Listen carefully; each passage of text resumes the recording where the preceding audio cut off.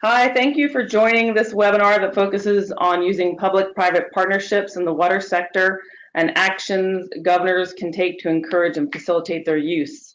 This webinar is hosted by the National Governors Association's Water Policy Learning Network, and we operate under the NGA's Center for Best Practices. I'm Bevin Buchheister. I'm the Senior Policy Analyst at NGA, working on water policy issues, and I'll be the moderator for today. Our first speaker is Klair White, Senior Vice President at Ernst & Young. She'll give an overview of why and how to use public-private partnerships in the water sector.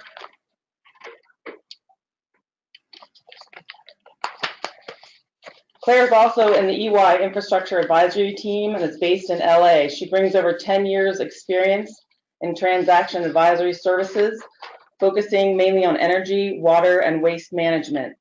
She's currently financial and commercial advisor to a number of U.S. public sector agencies on mid and large-scale water and energy infrastructure projects, and also brings international experience helping government clients evaluate and procure P3 projects.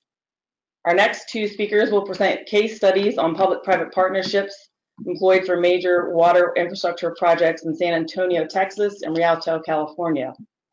Robert Puente is San Antonio Water Systems President and CEO since May of 2008. He leads one of the nation's largest utilities, delivering water and wastewater services to over 1.8 billion consumers.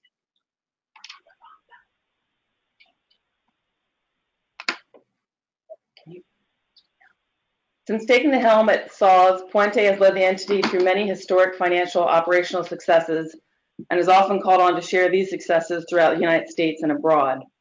We're just going to have to change the screen because I don't think we have the right PowerPoint up.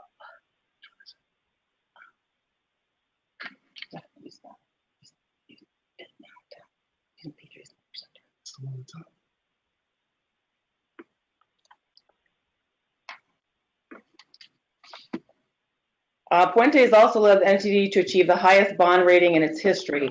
Prior to leading the water system, he served in the Texas House of Representatives as chairman of the House Natural Resources Committee, which develops water policy for the state. Tom Crowley is utilities manager for the city of Rialto and oversees the private-public partnership or concession agreement that operates the water and wastewater system for the residences of the city of Rialto. He's responsible for the development of long-term water supplies for the city and develops agreements with neighboring agencies, developers, and private parties for the purpose of securing water supplies. He also oversees the implementation of groundwater cleanup projects with the responsible parties, development of annual operating and capital improvement budgets. And finally, Stephen Auton-Smith, Managing Director of Ernst & Young Infrastructure Advisors, will discuss success factors and several key actions governors can take to encourage the use of P3s. Stephen is based in New York and leads Ernst & Young's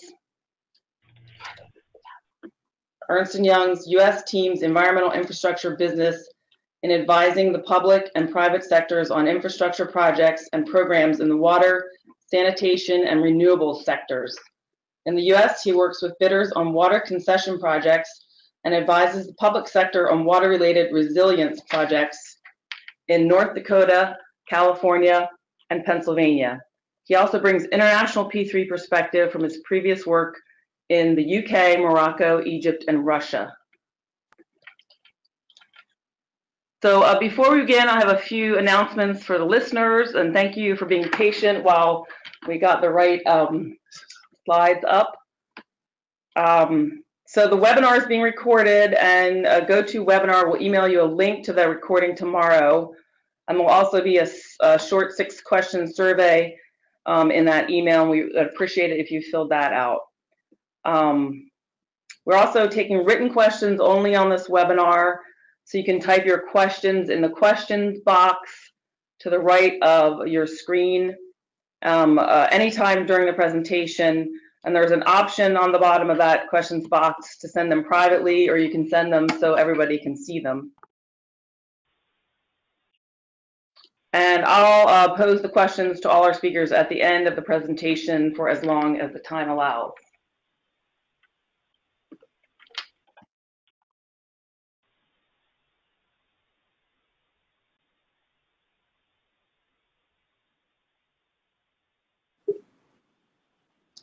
So now I'm going to hand the presentation over to Klair, and we're going to try and bring up the correct slides for her.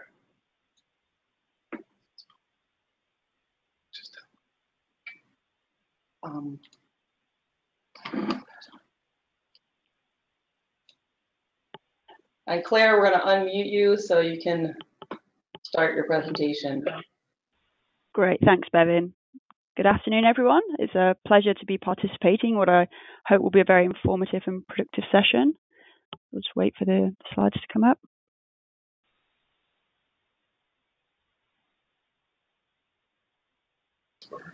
So Klair, just go ahead, and we're working on getting the right PowerPoint up, so we'll try to advance them and keep up with you. No problem. So I think before we can start exploring what governors' offices can do to successfully bring forward more water P3s, we obviously need to establish what we mean by P3. Now, unfortunately, there's no universal fixed definition. Different literature, agencies, and legislation often use slightly different descriptions.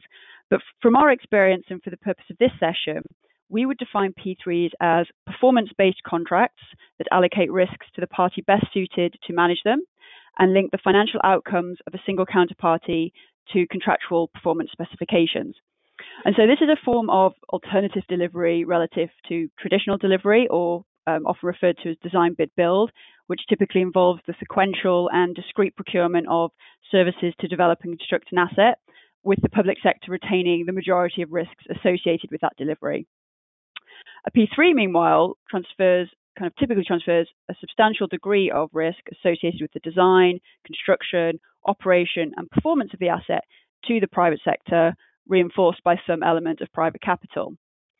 But to clarify, P3s are not a form of privatization. I know that that's something that often sparks the headlines. The public sector maintains ownership of the land and retains the residual interest in the asset. There's also no one-size-fits-all P3 model. It can encompass a range of contracting models that represent different degrees of risk transfer and public budget certainty. When hopefully we get the slide up, we will see a graphic that kind of shows the different structures that combine different components of design, build, finance, operate, and maintenance risk. And the ultimate P3, if you like, is whereby a single counterparty becomes responsible for all of those elements of the project: the design, the build, the finance, the operation, and the maintenance, often referred to as DBFOM. Now, most of the water projects, water P3 projects we've seen today have chosen an alternative delivery model that assigns operating responsibility to their partners, and a growing number have also included some element of private financing. But to be clear, P3s do not represent new sources of revenue. Any element of private finance must be repaid via credible revenue sources, and the credit considerations for P3 remain as relevant as they are for traditional public financing. But we're increasingly seeing P3s involve more hybrid structures comprising both public and private sources of financing. They also typically rely on some form of ongoing payment to the private sector, which can be structured in various ways. Most typically, this will either be a user fees received directly from the rate-paying user base, whether that's collected by the public agency or the private contractor, or what are referred to as availability payments, whereby, there we go. Klair, you should have control now. Okay, so get on the right slide. Right, perfect. Let me see if I can move this along. Okay, great. So I've already covered a substantial amount of content on this slide verbally, but there you can see the diagram moving from traditional delivery up to, if you like, the ultimate P3, which is a DBFOM. Just talking about the ongoing payments to the private sector, these are typically either user fees from the rate-paying user base, or availability payments that are contractually delivered by the government entity, which effectively assures a set amount of revenues to the service provider in return for a negotiated service level. Other potential payment structures include revenue sharing, fixed rate of return or profit sharing, or else a hybrid approach that combines one or more of these different payment options. It is really important to note, though, that P3s are not appropriate for every project. Suitability depends on factors such as project scale, capital intensity, technological complexity, and revenue risk. So we've covered there the basic definition of P3.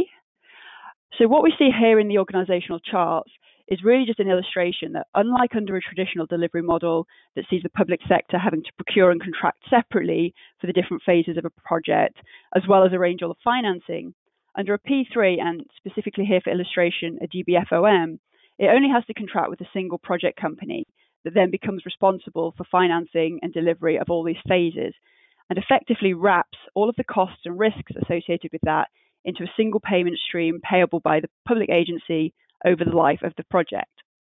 And as you can see from the graphs, and in particular the bottom right graph, these payments usually only begin once the asset is operational, which recognizes the transfer of construction risk, although these annual payments can be higher because they will typically include the annualized cost of the private financing that has funded that upfront construction. The overall payment profile is usually smoother and typically more fixed and certain, whereas under a traditional delivery model, the public sector still retains most of the risk of cost overruns or delays.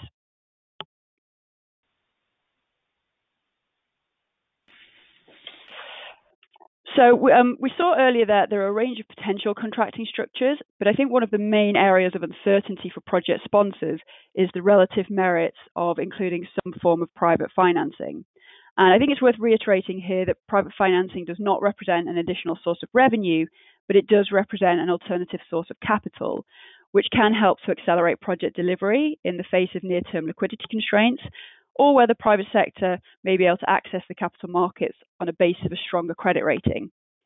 It can also help to manage public debt capacity constraints, to monetize existing equity for use in non-utility purposes, to focus public funds to other projects, and potentially also create additional optionality in an uncertain or changing political or legislative environment. But I think one of the key drivers of the value of a financing option is the skin in the game factor that can drive better performance and invite innovative risk-taking. Finance effectively, therefore, becomes a performance enforcement or risk transfer tool, since linking capital returns to project performance incentivizes the service provider to maximize operational efficiency over the full life of the project in order to generate those higher returns. And so shifting some or all of the financing burden to the private sector helps to align the long-term interests of both parties and therefore provides something akin to a warranty. So while to date P3s around the world have typically relied on a fairly basic kind of project finance approach that combines equity with some form of commercial debt, in the US water P3 market in particular, we're seeing more projects gain access to lower cost forms of debt alongside this private equity, such as private activity bonds, state revolving fund loans, and federal credit via the WIFIA program. But it's still usually the case that private sector arranged capital in a non-risk adjusted terms costs more than publicly arranged capital. And so P3s are usually most appropriate where the incremental cost of the alternative financing is outweighed by the value of innovation, of construction efficiency, of risk transfer, as illustrated in the graph here, where the net trade-off between financing cost and retained risk is often referred to as value for money. So to the extent that private finance helps to crystallize meaningful risk transfer and the performance or cost efficiencies, a project sponsor effectively needs to ask itself, what is the differential value of that higher cost of finance relative to, for example, 3 months construction delay, or a dispute between designer and builder, or the asset only performing at 90% when you turn the key on day one. So we've looked at what are P3s, and we're starting to see that P3 structures in general can provide numerous benefits to public sponsors, but many of these have become particularly relevant in the context of the US water market in particular. So, for example, the increasing technological sophistication of water projects, for example, reuse or recycling, wastewater treatment, biosolids management, desalination, is yielding a greater need for capital and the transfer of design and construction risk. This enhances the value of P3 structures that can outsource delivery of these projects to more resourced and experienced counterparties. They can transfer a substantial amount of the construction risk to the private sector and capture the benefits of technological innovation.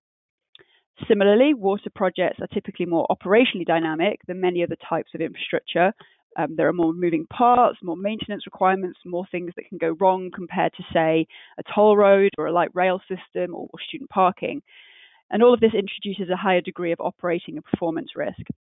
I think the pure criticality of reliable water supplies, for whatever purpose, means that the cost of underperformance or failed operations is potentially extremely significant.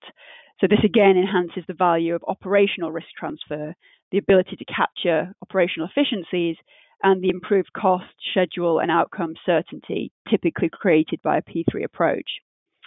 Utility rate sensitivity across a broad spectrum of users also heightens the need for incentives to drive cost and operational efficiencies, motivating the private sector to minimize costs.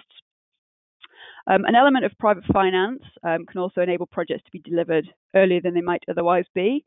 And I think this project acceleration is becoming increasingly relevant given the potential socioeconomic cost of increasing climate change risk, which is putting greater focus on the timely delivery of resilience-based water projects. As long-life assets, typically water projects are long-life assets, and they therefore benefit significantly from a more whole-life asset management approach. And I think the contractualization process underpinning P3 delivery can also help to reduce risks associated with deferred maintenance and the siphoning of resources for other municipal needs. It is important to remember, however, that P3s are not a one-size-fits-all approach to project delivery and will not necessarily be viable or relevant for every water project. The relative merits of P3 will always be quite project-specific. However, based on our experience, I think the accumulation of benefits can tend to be more relevant and more significant for some types of water infrastructure projects over others. So while this diagram is not inferring a specific ranking of benefits or direct correlation with different project types, we generally feel that wastewater treatment, reuse biosolids, and water treatment desalinization are typically going to be more suitable under P3 delivery. So having hopefully laid the groundwork for a better understanding of what P3s are and why they're particularly relevant for the US water infrastructure market, I'm now going to hand over to my colleague Stephen to talk about just how P3s can be implemented successfully, which will in turn provide the context for the all-important discussion of what governors can be doing to help facilitate this success. Thanks, Claire. Well, hi everyone, it's good to speak with you. So I'll just talk for a minute or two on this. Then we'll have the case studies, and then I'll come back and try and draw all this together in terms of actions that that governors' offices and governors could take to further facilitate and encourage projects. But in essence, I think our years of doing these kind of projects, both in water and in other sectors, and both in the US and in Canada and Australia and all the other big P3 markets of the world, has kind of yielded a kind of really 9. It would be nice to have 10, but there are 9 kind of critical success factors.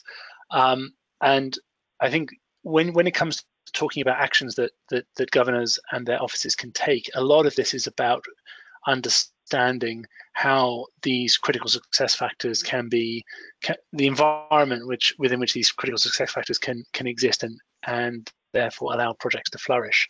Just touching on these very briefly, I think firstly and very fundamentally, the project has to be a priority and of sufficient scale to really capture the benefits of P3, and that might be a priority at a local level, but it may be a more strategic priority at a regional or at a state level.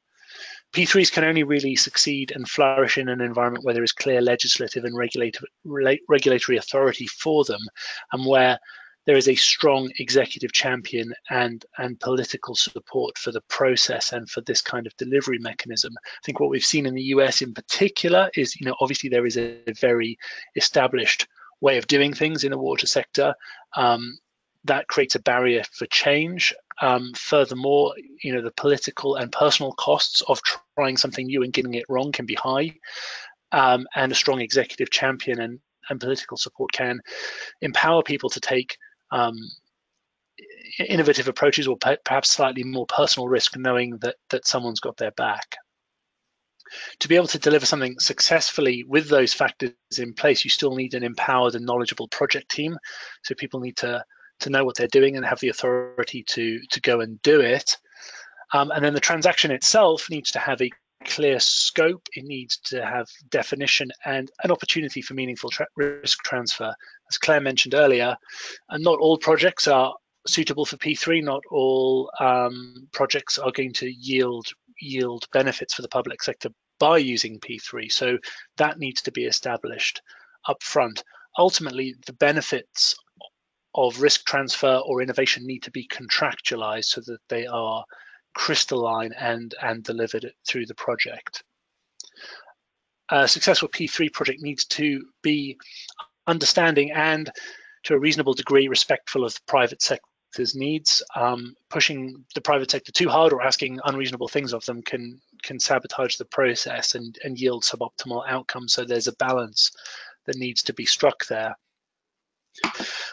Key point is that P3s are not money for nothing. They're not new revenue streams, and therefore any project still needs to be anchored by high quality revenue streams and of appropriate credit standing. And that, I think, is a relevant factor in a P3 project, just as it would be in a revenue bond issue. The nuances are slightly different, but it doesn't remove the need for those fundamental project drivers to be in place. Active engagement with stakeholders is extremely important. I think both here and around the world, people have a very emotional connection to their water systems, and with good reason. Private involvement in the provision of infrastructure related to water can be a sensitive topic, as can a fear of financing private sector profits. And therefore, an active engagement strategy is extremely important, either to address those concerns head on and try and address them, or to understand where the limits of P3 exist. And that's one of the reasons, I think, why wastewater treatment, biosolids, and reuse perhaps are easier sells from a P3 perspective than perhaps a potable water system. And then finally, a procurement process is integral to yielding the benefits of a P3 project. That needs to be clear, robust, transparent. Bidders need to understand what they're responding to, and the public sector needs to know what it's trying to achieve. I think that's probably true of any good infrastructure procurement, P3 or otherwise, but I think some of the deficiencies in procurement process become much more apparent or laid bare in a much more stark way in a P3 project. So those are the 9 kind of fundamental critical success factors. I'll come back in a little bit and try and translate that into actions that could be taken at a state level.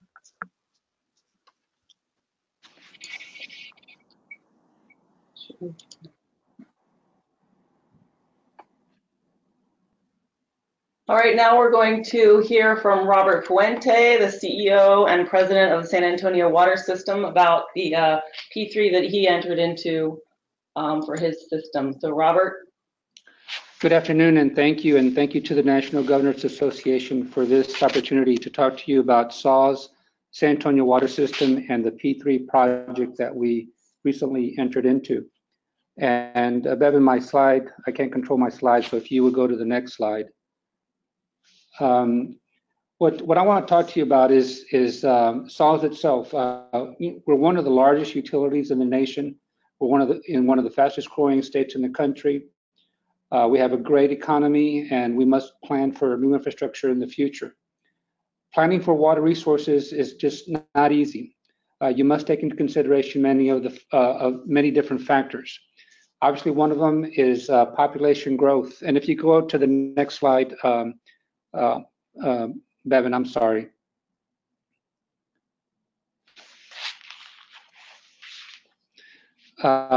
Population growth is important. Sometimes the growth projection is very, very high, and sometimes you miss the mark and you really maybe are over planning, but you still have to have a good idea of what that is. Drought and sustainability, it's not just for overall supply, but the worst case scenario of the drought of record that you have to plan for. Diversification, it's always important. One supply might be able to get you in trouble, especially if it's highly regulated. So we concentrated the last few years on diversifying our water supply. Continued water conservation, it seems somewhat of a play on words when you go out and look for additional water resources, but still need to continue saving water as much as possible. In San Antonio, we've been very successful in that. We are using the same amount of water that we used 40 years ago, although our population has doubled. So that's still very important. Maintaining our financial strength. We currently have the strongest credit ratings that we've ever had. But also the regulatory and long-term certainty. Those are always issues that come in front of you that you have to be able to tackle. Next slide. This next slide shows you a sampling of the multitude of regulatory agencies and processes that we must go through to develop these new water supplies, whether it's the state of Texas on the state level, or the federal government, the EPA, or more locally, the Region L, which is a planning region, Edwards Aquifer Authority, which regulates the amount of water we can get out of our aquifer, U.S. Fish and Wildlife, local opposition, and surrounding opposition. It's always interesting to know that you have to get through these legal, regulatory, and oftentimes just political problems that come up, whether it's from environmental groups, not in my backyard groups, or just no growthers, where you have to overcome these and do as much as possible. Next slide. But the thing that separates Texas from most other states is our legal framework on groundwater, and that's what this particular project is. It's a groundwater project. In Texas, all groundwater is privately owned by landowners, but it's managed and regulated by groundwater districts. You see on this map, there's over 100 groundwater districts in Texas. Almost each one is formed along county lines. Each one has its own different rules and different philosophies. The state of Texas as a whole has little control over the particular rules and regulations that they put forward.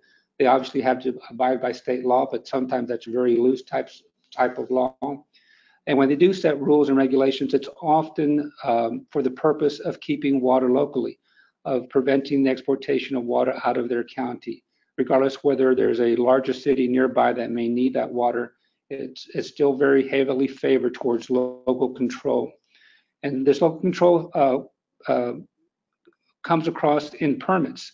Sometimes there's a production permit and a export permit. You have to get two different permits, and oftentimes they're for little as 1 to 5 years. So you can imagine trying to finance a large project, knowing that in 5 years the locally elected groundwater district can essentially cut your project in half or implement some regulatory rules that really hinder that project. If you think that's unfair, that might be too bad, because there's no meaningful checks and balances. You can file suit, but you file suit in the local groundwater district's county courthouse, and there's very little opportunities for the appellate measures. So those are what we have to deal with. And we do ourselves here in San Antonio have a history of these types of rules impacting. We had a project from about 5 years ago where we were trying to get 56,000 acre feet, and we're planning on that, and spent over $25 million before we even got one single drop of water. The project eventually became successful, but it was only 17,000 acre feet. So those are all things that led us towards wanting to do a P3 on the next slide. So after negotiations, we finally reached an agreement with a private consortium made up of a company out of Spain and some local Texas-based companies that had the water leases, and a construction company from Kansas City, Kansas. We reached an agreement with them where they were going to spend almost $1 billion to build this project, and not one penny from SAWS. They were responsible for getting all of the permits, where there were environmental permits, crossing river permits, easements, building of the pumps, the pipes, the transmission line, everything they had to build, and they had to risk their own money to do that. As I mentioned, the project was over 18 wells. The unique thing about this particular project is that it is a fixed price for 30 years. Today, the water is expensive, but in 30 years, in my opinion, it'll be very inexpensive. And at that time, in 30 years, all the infrastructure that I mentioned, the pumps, the wells, the rights of way, the easements, everything reverts back to SAWS. We will then be the owners of that project, and we have a separate 30-year agreement.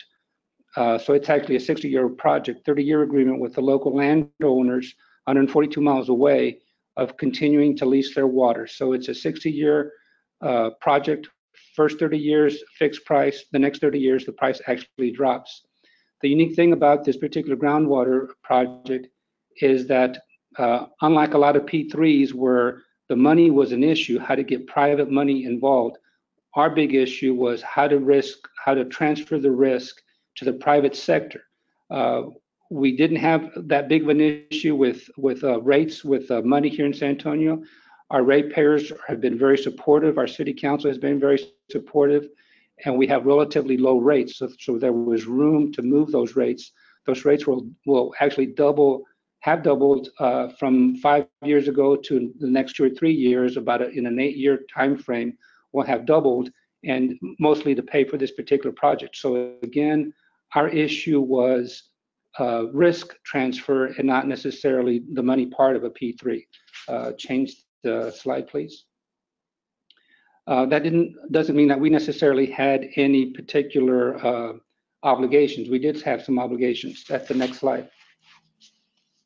And that was to purchase the water that was made available. In other words, whether we needed it or not, whether it was a wet year or not, we have to buy the water that is made available at our doorstep, at a predetermined site. We're also responsible to establish electric power service. We wanted to do that because a majority of this power is going to be supplied by our sister agency. We're a locally owned utility, publicly owned utility by our city council. City council also owns the power utility, so it was a good way to have some synergies there. We are allowed to wholesale some of that water to sell it to other entities along that 142-mile pipeline. I think that allows for a lot of regional partnership and a lot of additional support. Once that water gets here, we have to integrate the water into San Antonio. And in and of itself, that's another project of about $150 million of improvements to our system, bigger pipes, bigger pumps to be able to accept all of that water. It's a 50,000 acre project. And of course, we have to monitor the project execution, its construction, and its operation. Next slide. And as as Klair told you, the prior speaker told you, there's a lot of ingredients, and Stephen told you there's a lot of ingredients for success. He had 9 different ingredients there, but I'd like to add some of them. And that is that you have to have a lot of public buy-in.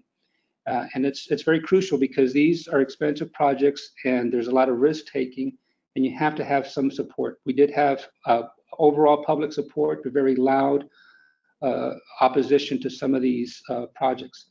Capable leadership. Our city council, our mayor, our chairman, were all very involved and provided leadership. There was no one of a big substance, had a big platform that was opposing this project. And so we had a unified council, 11-0 vote from our council, 7-0 vote from our board to support this project. We were very big on transparency. We actually negotiated this project in public. We posted the meetings, invited the opposition in to hear what we were negotiating, and they were allowed to at least hear, not participate, but hear what we were doing. And so that backroom, cigar-filled accusations did not surface under this project.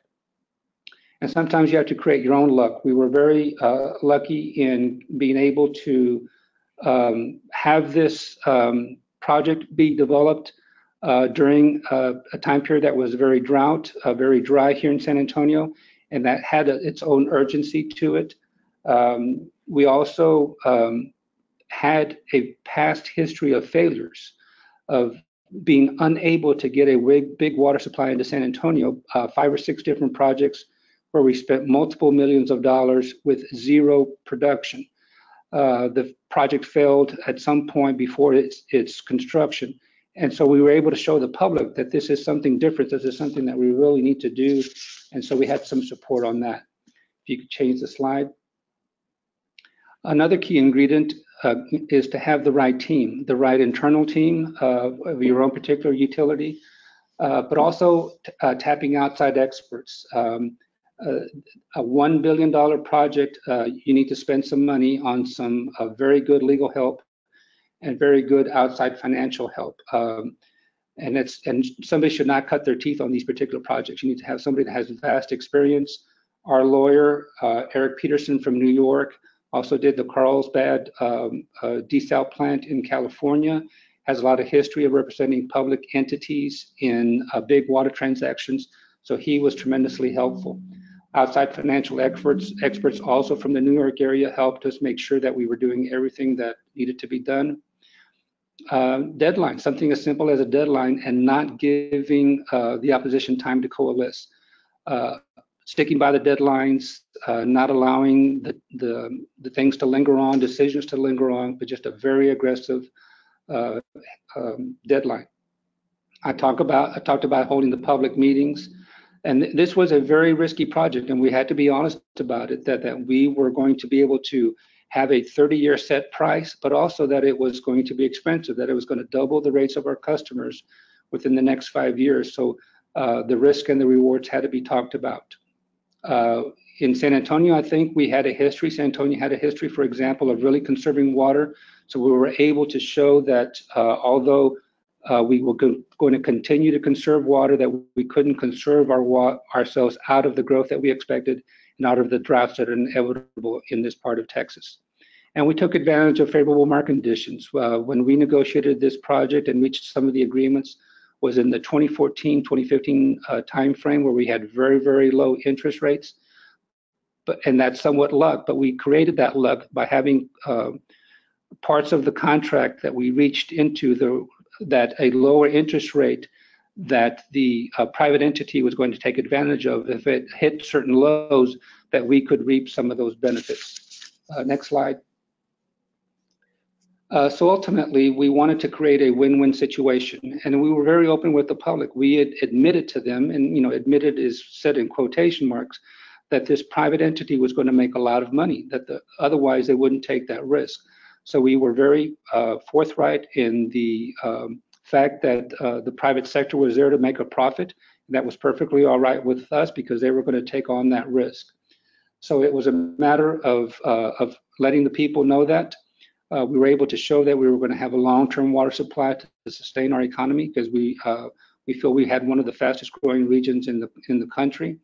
We were going to transfer regulatory and construction risks away from our customers. We were able to show that the past failures of trying to get water supply into this community were not going to happen, and that if we did fail in the project, that at least our customers were going to spend zero amount of money, because all of the initial risk of building the project and financing the project was on the private sector. We have a very sensitive Edwards aquifer. It's a huge source of water, but it's subject to EPA regulations and state regulations, and it's very drought prone. And so we have to be able to handle that and take some pressure off of that. And also potential partnerships with other entities along that 142-mile pipeline. Next slide. So there's a lot of things I think that the governor's offices can do on behalf of local utilities, and that is to create a regulatory certainty for these large projects. In Texas, as I mentioned, these groundwater districts have a lot of control. And so state legislation that may affect the local utilities of relaxing some of those controls would be very important. We do have a Texas Water Development Board here in Texas that offers very low interest loans. That's very important, and if it's a revolving fund, and so a lot of utilities here in Texas are taking advantage of that. Incentives for regional partnerships. Unfortunately, here in Texas, we're very decentralized when it comes to water supply, and so it's almost each one to its own. But if we are allowed incentives to where we can get some of the local regional communities together and do a joint partnership, that would be very favorable.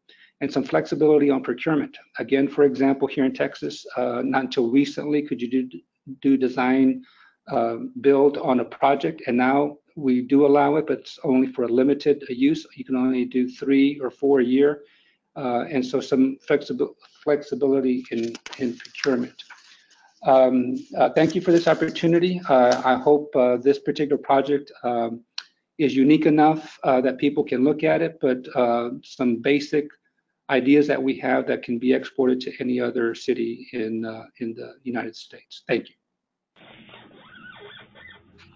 We're going to move, thank you, Robert. We're going to move to Tom Crowley, Utilities Manager for the City of Rialto, and he's going to tell us about the major project that they undertook there. Thank you, everybody. This is Tom Crowley. We're a small city located in California, or what I call Southern California. We're east of LA and north of San Diego counties in a county called San Bernardino County. And our city is in one of many cities in the urban area of Southern California. We have a population of about 100,000 people. Our median house income is about $52,000. Our total general fund revenue for the city is about $70 million. And we're predominantly major employers in the city, just kind of getting an idea of what our makeup of our city are. School districts, we have a lot of distribution centers. There is some manufacturing, a lot of retail, and of course, the majority of it is residential. The city serves just a portion of the area for water. There are 3 agencies that actually supply water. City does about a half. We have about 12,000 connections. And then the other remainder is done one by a small private company, and then another done by what we call a special district that just serves water. On the wastewater side, the city serves the entire service area of the city and some outlying areas adjacent to the city. So we have about 100,000 customers through 21,000 connections. So you can see that we both do water and wastewater. Our utility fund budget is a little over $40 million. Next slide. The city, originally owned its own asset and still does own the asset. But in 2000, the city decided to utilize a California Public Utilities Code 10,061 that allowed the city to lease back to itself and form what we call a Rialto Utility Authority, where the city, Rialto Utility Authority, owns and operates the entire water and wastewater system, and in essence compensates the city itself a just compensation for those assets. So in essence, what it did is it took its own asset and leased it back to itself, and the money then can be used within the general fund to fund other activities within the city. It also gave the vehicle for which the city would then enter into any agreements or any other opportunities through the utility authority. The actual city council is the governing body that sits over the utility authority. So it operates as the city council, a 5-member board, and then also sits as the authority over the water and wastewater. So this kind of gave it a perfect opportunity for the city to consider a public-private partnership where it would then enter into an agreement to go forward with that. Next slide. There was actually about 19 cities in California that did take advantage of this type of structure. Most of the cities then use their own employees to run and operate those, and some have used the authority to contract activities that way. Next slide. A little bit about the background of the authority. Like I said, it was formed in 2001. The city's been it's been around for over 100 years, but the authority has just really been around for the last 20 years or 18 years. It does have an obligation for lease payment back to the city general fund, but then it also sits amongst several cities that we integrate activities with in the surrounding area. Our infrastructure was a significant deferred maintenance. So one of the things that you'll see that really kind of drove us into a P3 was this deferred maintenance issue, and then the inability to raise enough revenue to do a large amount of capital project needs.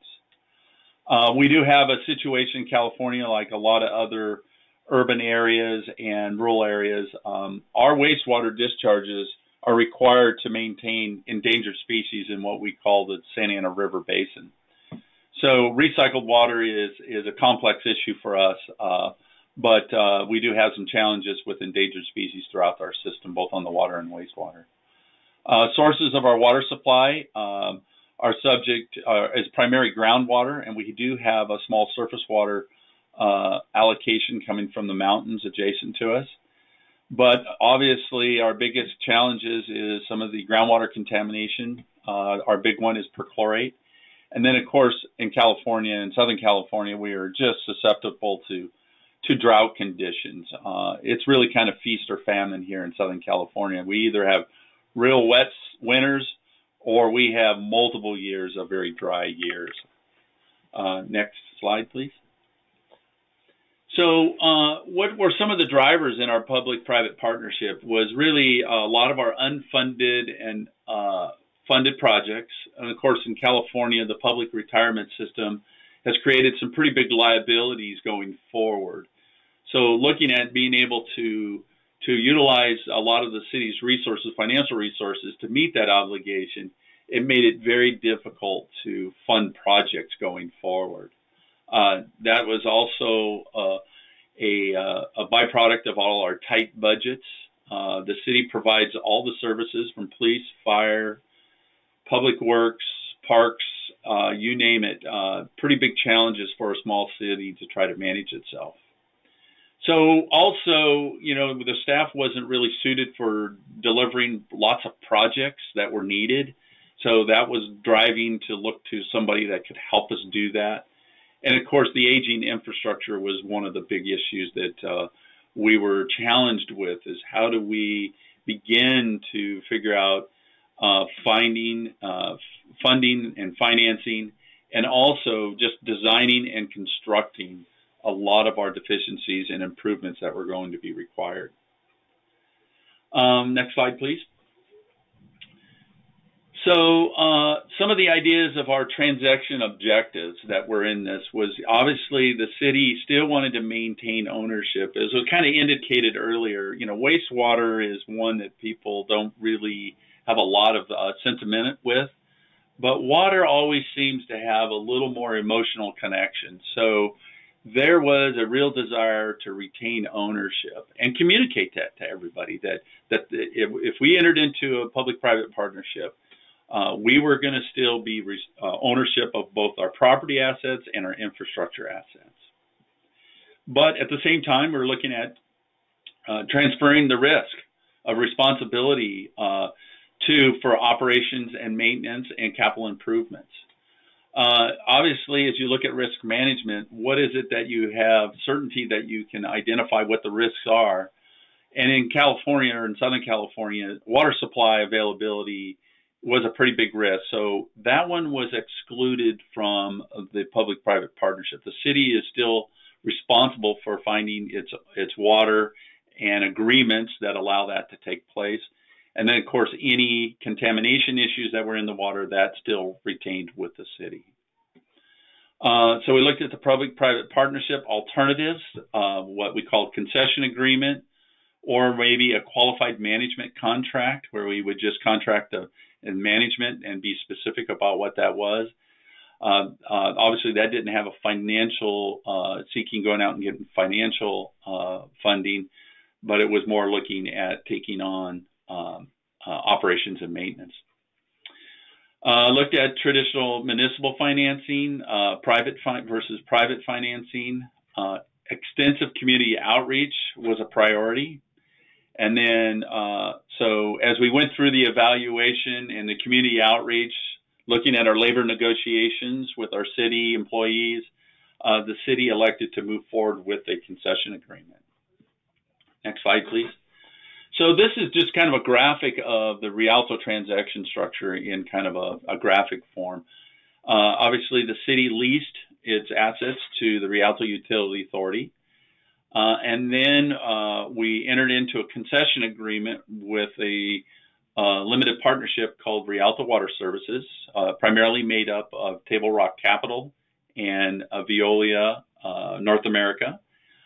Then RWS entered into what we call the Operation and Management Agreement, which is strictly turning over all of the operations and capital improvements to Veolia Water North America. Obviously, the concession agreement is based upon our customers' rate structure, both for our water services and our wastewater services. So that is the continuous revenue, long-term revenue that really supports this transaction to take place. Customers pay their monthly bills. It enters into a trust account, a lockbox. And from that, we have a series of waterfall boxes that are funded and priorities on what gets funded first throughout the process. At the end, if there is any money left over in the waterfall, it does get swept over into the Rialto Utility Authority for future investments. So there is a little bit that comes. We've noticed since the emergency drought regulations in 2014 by the state of California, conservation became a big effort. There were costs to promoting conservation, and there was a direct impact on our revenues. We saw pretty close to a 10% to 15% reduction in revenues. So that did affect some of the waterfall in our water accounts. Next slide, please. Some of the key elements of the deal was it was going to be a 30-year agreement. It was going to invest $41 million into capital improvement, $13 million on the water side and $28 million on the wastewater side. There was going to be a $30 million upfront concession payment to the city. It actually ended up being a little bit more. The city had designated that to go into redevelopment so that it could help support more growth within the city, which then could help support the actual concession agreement through new customers, new ratepayers, that type of thing. The financing was provided through private bonds by the concessionaire, Table Rock. And repayment of the bonds are a fixed component of the service, which is one of the first priorities in the waterfall. And then, of course, some of the next priorities were to pay the concessionaire for all their services. That included Veolia for operations and maintenance, all the fixed costs that they would have in operating the system. And then service charges set with some automatic adjustments. So there were inflations built into the concession agreement that would automatically increase CPIs or just automatic increases that would occur throughout the life of the concession agreement. But at the end of the day, the city is responsible for setting the rates for the customers, communicating with the customers, and meeting the covenants of the concession agreement. Okay, next item. Next slide. This is just a recap of a lot of what we've talked about, so I won't get a lot into it. But these were kind of the major points that were kind of articulated through the different cities, the utility authority responsibilities, the RWS responsibilities, and of course, the contract between RWS and Veolia.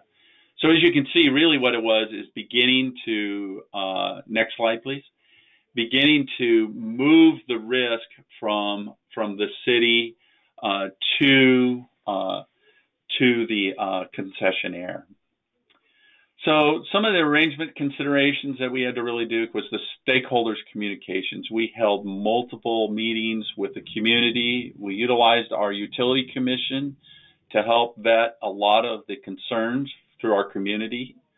We were required to raise rates. The city was reluctant to raise rates prior to this. It was always difficult to compete against all the other priors with the city.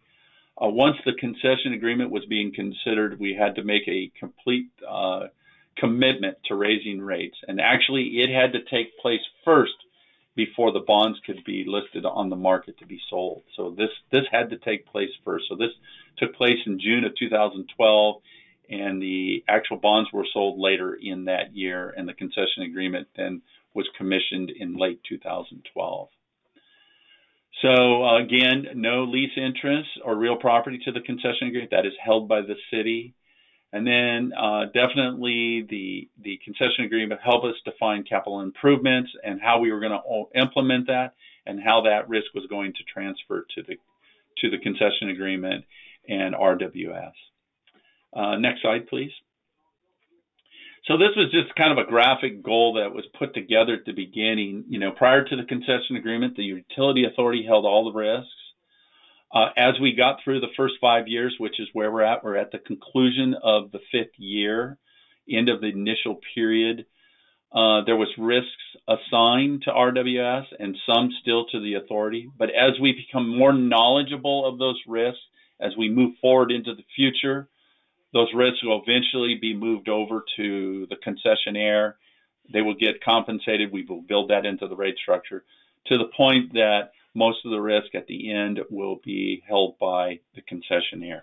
So it's kind of an adaptive risk management as we move through the process. Next slide, please.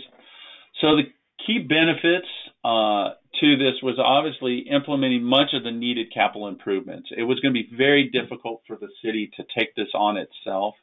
So it was going to need some assistance, organizational structure, and financing to make that happen.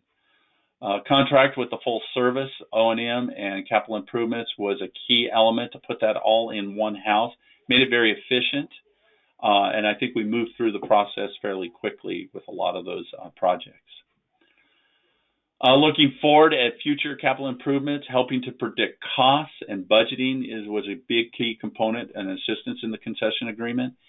And also looking at providing financial savings and reduction in time over duplication of both operations and construction process.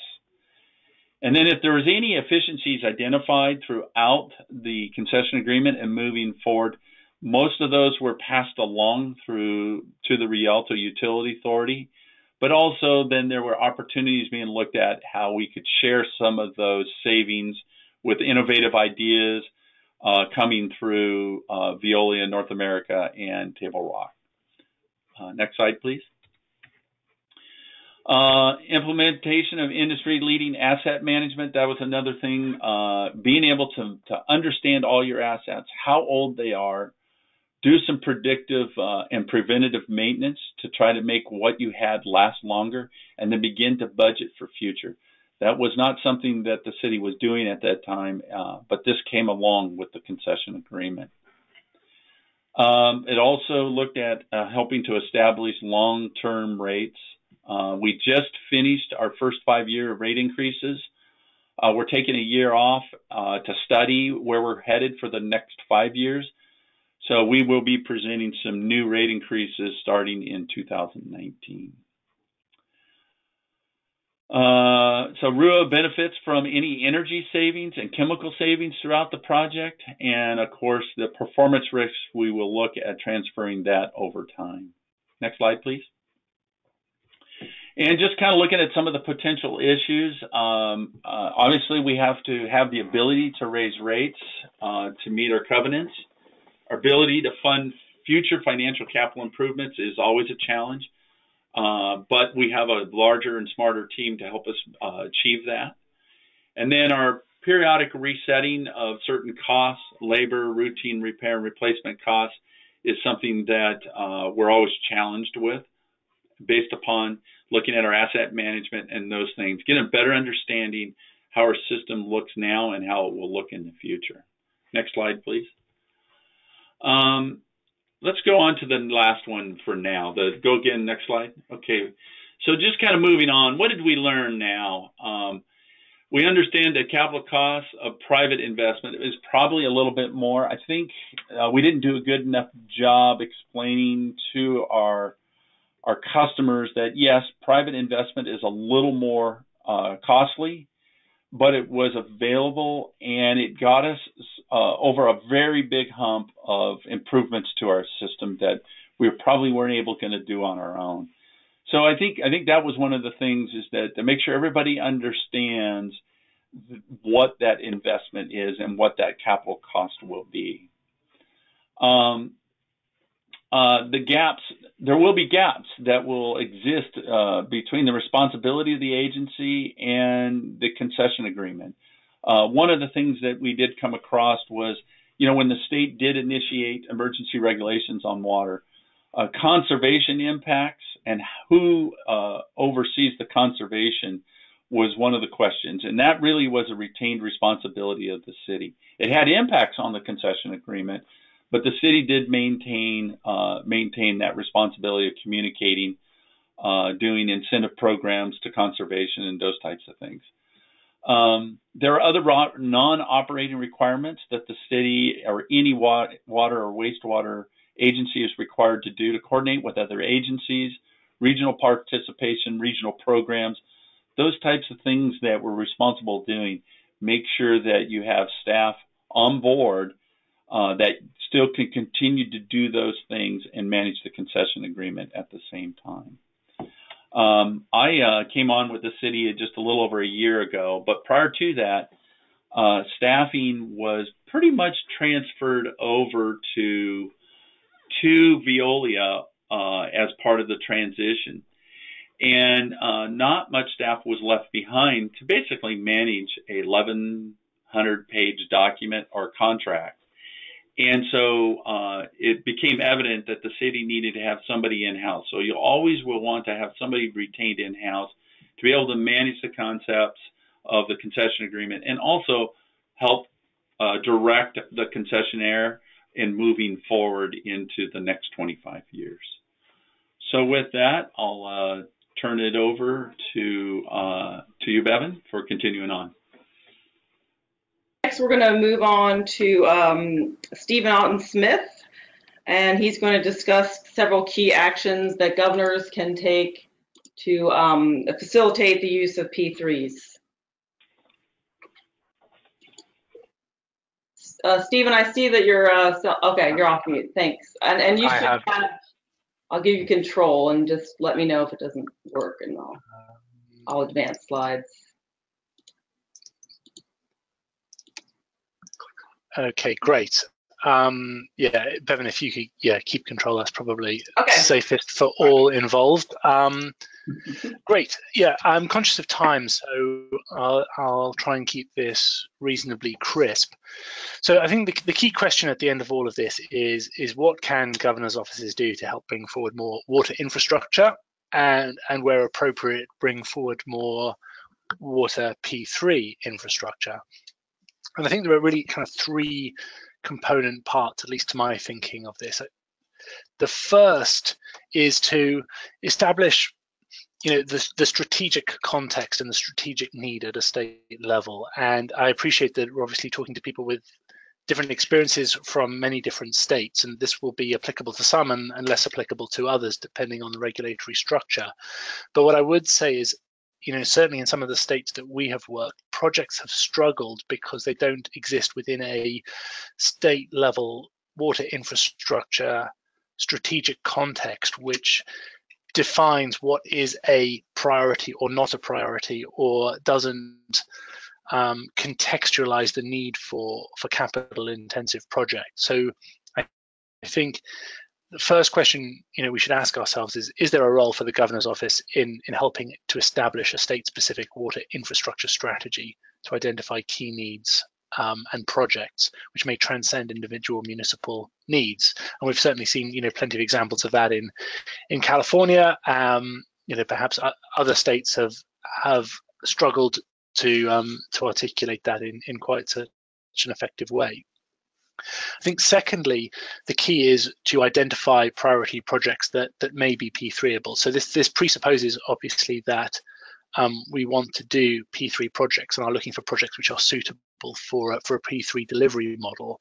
But I think once priority projects have been established, then to the extent that we do want to promote this model, then those projects should go through some sort of screening exercise to establish their suitability for P3. And we'll dig into this in a little bit more detail on the following slides. But again, I think this is something where governors' teams could play a key role in helping set the tone and context and providing a framework for that analysis to happen. I think thirdly, and this plays a little bit to what both Robert and Tom have talked about in the context of their particular projects, but is to enhance the environment within which P3 projects can be successfully delivered. So going back to some of the critical success factors that I talked about and some of the ones that Robert and Tom talked about, I think governors' offices can play an important role both in helping to identify barriers or gaps to attaining those success factors, and providing direct or indirect support to address these. And I'll talk a little bit more about what direct and indirect support might look like on the following slides. So if we can move on to the next one. What I've done on this and the following slide is to really go back to the success factors that we outlined earlier, flag in each case some observed barriers to success. Now, these are obviously based on our experiences across a range of states and projects, but are by no means uniform. So for people on the phone, clearly view this through the lens of your own experience and your own specific context. And then we set out some potential actions that we feel would certainly be helpful in moving projects forward. I think just to kind of circle right back to the context, I think we all appreciate that there is a significant infrastructure backlog in water. I think we all understand the importance of water infrastructure in resilience and public health and continuing economic activity across the country.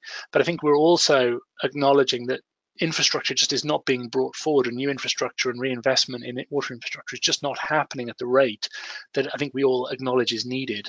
So part of these actions are trying to overcome some of those barriers, regardless of P3 or otherwise. And this is about just getting more done in the water infrastructure to deliver the outcomes that I think we all agree are needed.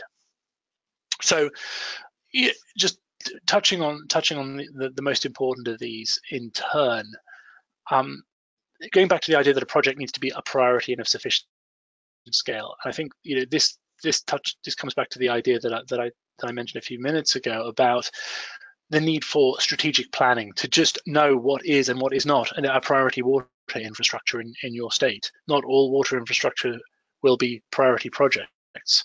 There is definitely, and I think in no fault of the SRF structure, but just because of the way in which the water sector is set up and because of the SRF availability of funds, there is a tendency to view capital investment on a very incrementalist or piecemeal basis in many parts of the country, and that again is frustrates taking a step back in looking at projects of scale outside of that sort of incrementalist framework. And equally, because of that fragmentation in many parts of the country, there just isn't an institutional or operational or indeed financial capacity to develop and look at large-scale water projects which might benefit many municipalities or a region, or perhaps not fit neatly within a regulated type structure. So there are a range of barriers there, and I think governors' offices can play varying roles here, depending on one's appetite to shake things up. But I think working with other stakeholders within the state to identify strategically important projects it would be incredibly valuable where others aren't already doing this. I think it is important to challenge whether utilities or regional water districts are of appropriate scale and capacity to bring forward projects. Certainly in many parts of the country, we've seen conservancy districts or water districts formed to act as an aggregator of capacity and finance raising capability. And I think that's been very effective in many places. That doesn't exist by any stretch across the entire country. And many utilities are really too small and don't have the capacity to bring forward important projects.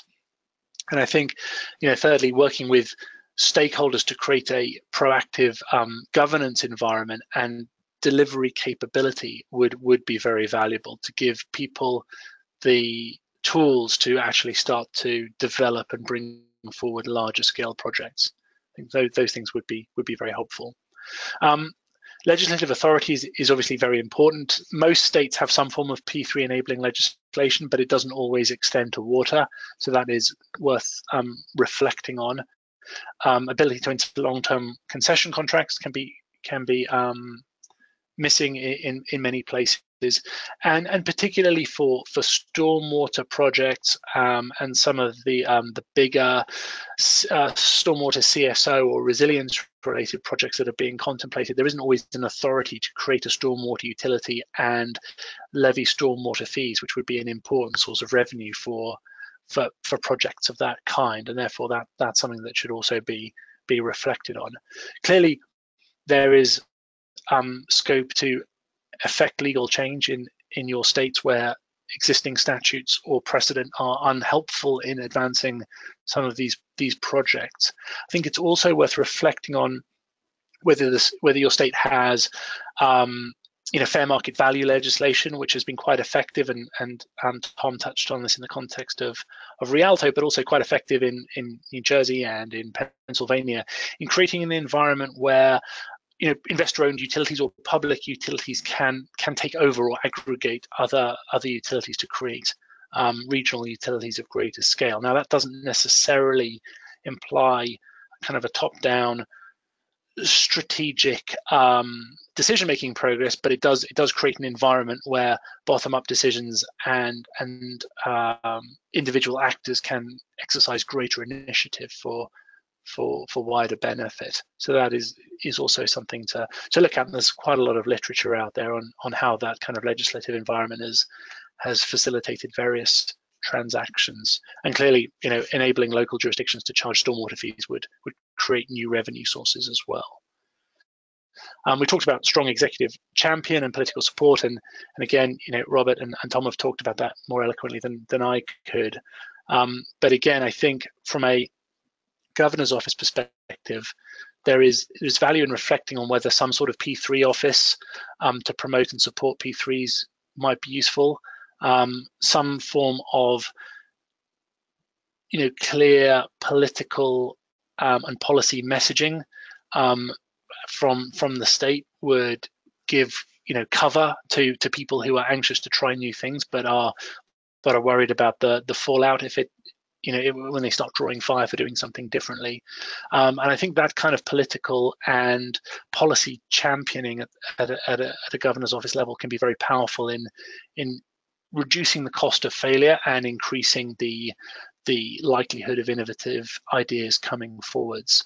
That kind of policy and political support can obviously be backed up by educational material, sharing of good practice, to enhance knowledge and alongside that political support. So if we go on to the next slide, then clearly that links very clearly to an empowered and knowledgeable project team, and connects also to the idea of projects of scale. I think a small local utility is going to struggle to find people and capacity to develop something that they've never done before, and which carries complexity and potential risk. So, I think for projects that are of scale and with the right support, it is important to make sure that the project team that forms around that deal is appropriate, both in terms of knowledge and empowerment and expertise. And that's might be a matter of leveraging expertise that exists already within the state, maybe in different areas, and providing external support. I think one of the things that we've heard from a number of places is that they acknowledge the need for external support, be that through advisors or other sources, but don't necessarily have the budget or the support to gain that knowledge from external sources. So if at a state level, a bench of advisors could be appointed that could be called off by interested parties, or there could be some cost sharing arrangement, or the state could invest in knowledge resources which it could then share with its constituent actors. That would all reduce the barriers to making progress in some of this space.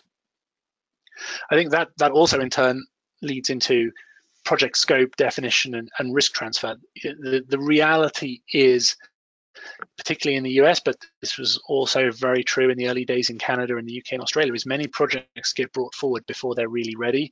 There's insufficient investment in feasibility analysis to establish whether P3 is really the right model. Lack of understanding as to what it's going to cost, how those risks are going to be defined, what those risks really mean, and then as a result, projects come to the market half formed and then struggle either to make the argument in the glare of public opinion that this is the right thing to do, or convince the private sector that actually this is all being thought through and this project is going to go the distance.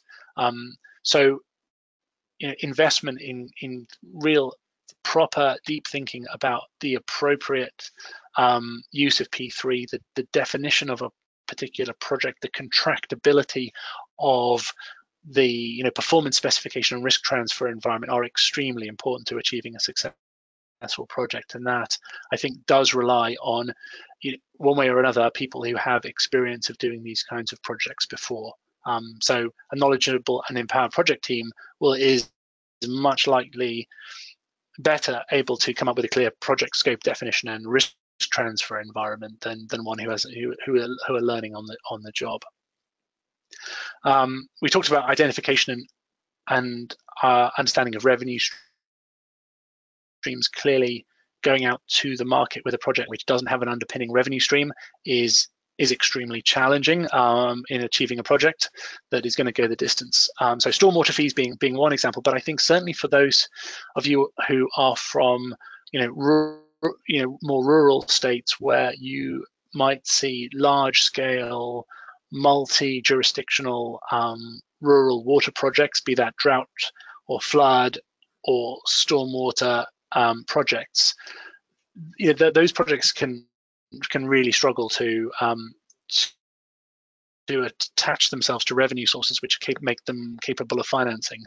And I think what we're seeing, in the emerging sort of national infrastructure plan is an acknowledgement that rural projects are going to need some level of additional support. Now, that might come from federal sources, but for those of you who have interacted with the Army Corps or reclamation in the past will know that federal funding is hard to get, and therefore state level support for some of these strategically important rural projects is probably inevitable in one form or another, and that might take the form of state level guarantees to enhance creditworthiness of sub-state entities, capital contributions, or low cost financing from state bonding capacity to make these projects more achievable.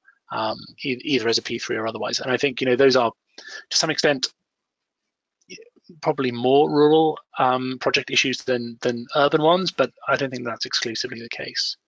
And then finally, a clear and transparent delivery process. And again, Robert talked about that in the context of San Antonio, and hopefully he'll agree that again, an empowered and knowledgeable project team with appropriate governance and experience is much more likely to deliver that process than one who isn't. So therefore, a lot of this comes down to creating an institutional environment and providing resources which bring forward the best ability to deliver a project.